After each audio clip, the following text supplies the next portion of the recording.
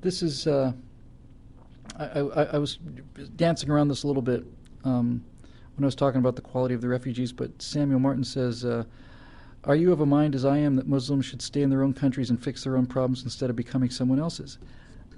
Look, there's a guy I saw, he's terrific. I'm going to find it and I'm going to link to it. And he's the guy that does these expressions, not expressions, examples and lessons using gumballs. And he uses a gumball, 1 million people is one gumball. And so it's a brilliant analogy. It's absolutely brilliant. He's done it before. Basically, he was talking about the immigration problem. He said, here's how many people there are in the United States, and he puts in 300 gumballs for 300 million people. And then he says, here's how many we take a year, 1 million. He puts a drop of a gumball in there. And then he basically says, here's the number of people in the world that are, seeking asylum, and it's thousands and thousands of gumballs. And he says, even if we put 2 gumballs in or 3 every year, the thousands of gumballs add hundreds of gumballs every year because the birth rate. And he basically said, you cannot take column after column after column after column after column after column of 4 or 5 foot columns filled with gumballs and put them into a container this big. You can't do it. Brilliant. Brilliant. And so this is the question. If some people deserve asylum here, why doesn't everybody deserve asylum here? And if everybody deserves asylum here and everybody gets asylum here, then there is no here anymore. They simply bring the values that destroyed their countries here, and they destroy this country in much the same way that Californians have ruined the economy of California with their liberal policies. And so they're seduced by the low tax rates and the business opportunities in Texas, so they go to Texas, and the first thing they start doing is voting Texas into being California. They just soil their campfires wherever they go. So this is an interesting point. It's the point, really. We can't take every refugee in the world, even if we wanted to. It would not only destroy this country, we just can't do it. There's just physically not possible. So, what do we do about this?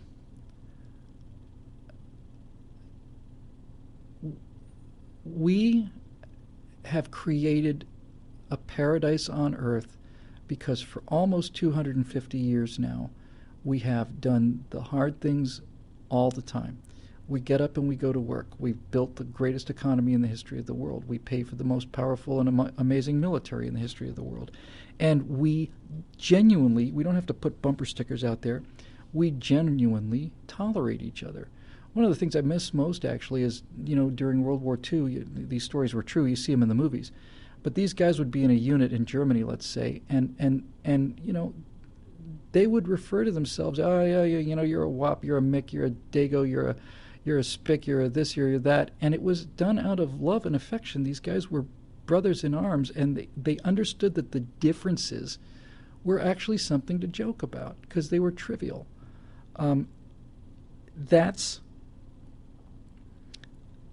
That is the hard work of making America. It's not just going overseas and fighting and dying. It's getting up at 6 o'clock or 7 o'clock in the morning and going to work, and saving money and hoping your kids have a better life than you did, and putting up with people you don't like. And it's not tolerance, it's not an expression, it's what we do every day. There's not a nation on the earth that's not represented here, and if you make the decision to become America, it works great. Multiculturalism is a catastrophic failure. The melting pot is the greatest success in the history of the world. So the question then is, we built this, and we earn it. We not just earned it, we earn it every day. We go to work, and we get along with people who are different than us, and we make friends with them, or we don't. And people who we absolutely hate and despise politically, we can be sitting next to at a Gator game because he's a Gator, I'm a Gator, we're playing Florida State. I don't care if this guy's half of my friends I watch football with them, not half. Who am I kidding? 90% of them are all giant liberals. We don't talk politics, we talk Gators. We're gonna pound the daylights out of Florida State, I hope. And see what I mean? It's like it works. So the question is, if we paid for this in blood and sweat over 250 years, what entitles somebody else to simply come in and get the benefits if they're not willing to do it on their own at home? Where are the patriots? Where are the patriots in these countries? Where are they?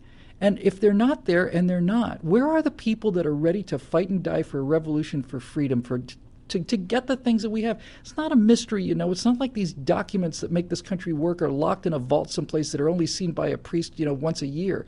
It's not the case.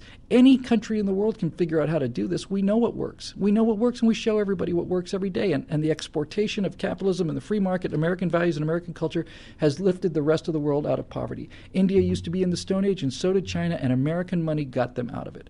So the question is, we keep talking about how we owe these people refuge, but what do they owe themselves? What have they done to earn it? Where are the people fighting for a better life in these countries? I don't see them anywhere. I don't see them anywhere. You know, it's not true. I take it back. I saw it in Iran in 2009 with that movement where they were ready to topple the mullahs, and all they needed was just the kind of support that Reagan gave to the people behind the Iron Curtain, as the psychological support saying, we're on your side, you're going to win. And this president simply would not do it. He let those mullahs execute these people and suppress that green rebellion in Iran, and that's another message that was sent to the rest of the moderates in the world.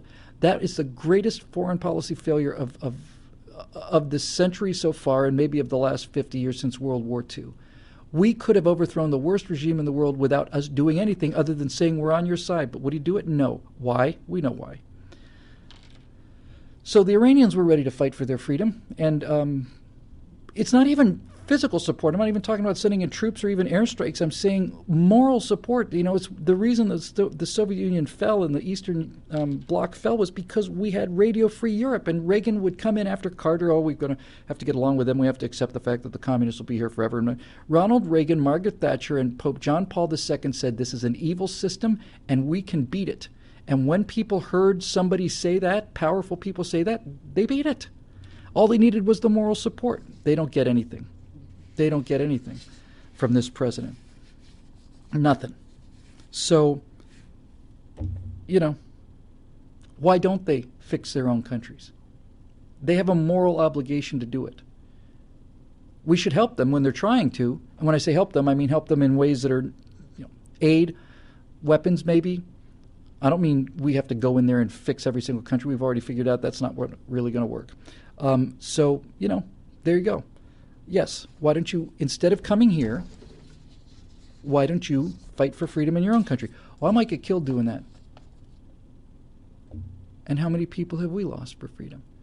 How many people did we lose in the revolution? How many people did we lose in the Civil War? How many people do we lose in Iraq? How many people have we lost fighting for other people's freedom? And they're not ready to fight for their own? We have a moral obligation to people to provide them with the benefits of freedom and hard work when they do not fight for their own freedom or their own hard work? How does that work? I don't understand. I don't understand how we owe them. You know, if you really want to live a better life in Syria, why don't you? Now, with this said, I just caught myself here. You know, we could have backed these people, but once again, Obama will not. He will not do it.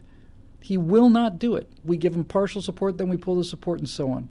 But frankly, you have an obligation to improve your own life. It's not my obligation to improve your life for you, and it's not my obligation to invite you in, not only to take the fruits of all the work and blood that we've spent, but to also have you come in determined to destroy it, determined to change it, determined to turn it into what you're running away from. And that's not just true for these Islamic immigrants. It's also true for Mexican immigrants. Listen, I've been in Los Angeles for half my life now. The Mexicans I meet here are the nicest, most wonderful, warm, hard-working, friendly people I've ever met. I love them. I think they're absolutely terrific. But if you are coming to America to become a new person and give up your Mexican citizenship, stand in line, do the right thing, then welcome, brother. You're as welcome here as I am.